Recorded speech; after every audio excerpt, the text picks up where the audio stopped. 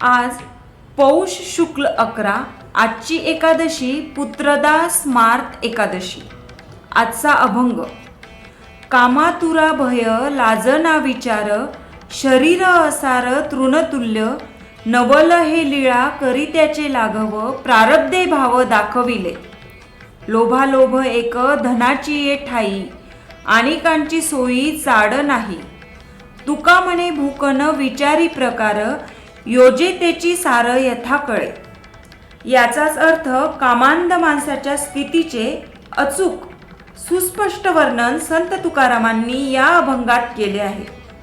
कामांधाच्या सद्यस्थितीतील अनेक कथा, घटना, प्रसंग आपण दूरवर बघतो, वर्तमानपत्रात वाचतो।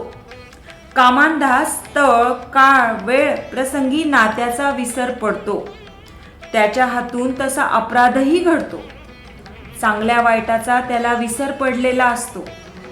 तो सत्सत विवेक बुद्धी, जीवनाची क्षणभंगुरता आणि शरीराचा नाशवंतपणाचा विचारही हरवून बसलेला असतो।